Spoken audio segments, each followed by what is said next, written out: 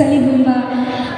I am National Commission for Culture and Arts Kultura National Champion.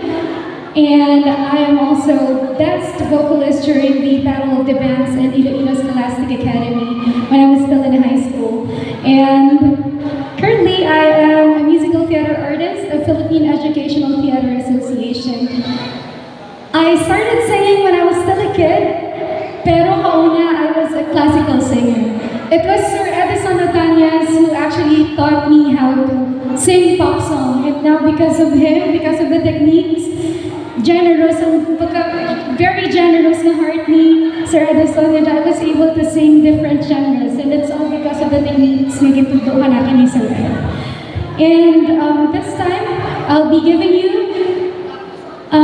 piece na gitutukan natin ni Sir Edison, my first ever pop song piece. This is Lipad ng Pangarap.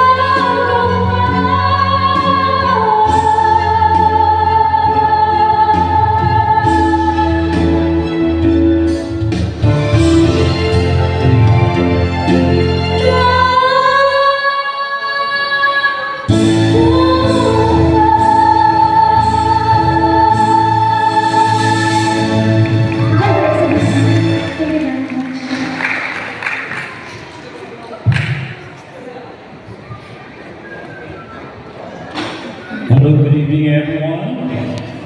My name is Donny, Cabangal. Sino hindi ko kilala na ako? Hindi mo na-answer.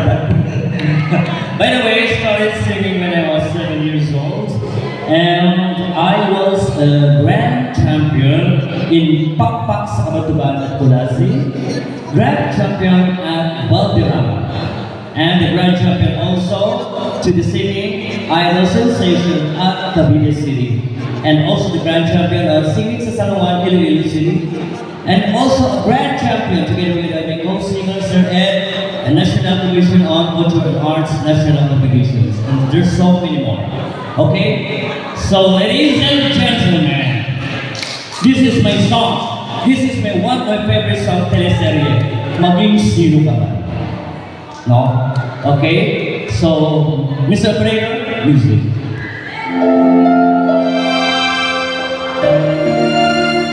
Palakpak naman dyan. Thank you so much.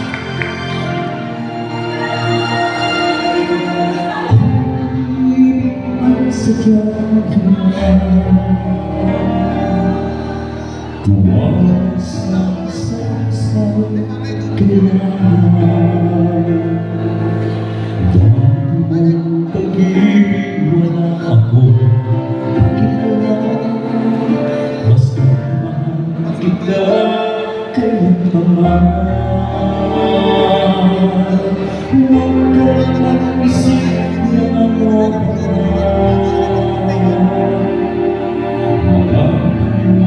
Mo'y di ko kailangan. Hanggang ano pa ang iyong nakaraan. Mamahalin kita maging sino ka ba? Mahal kita pagkat mahal kita. Inisip nila ay hindi mahal kita lagi. Sino ka?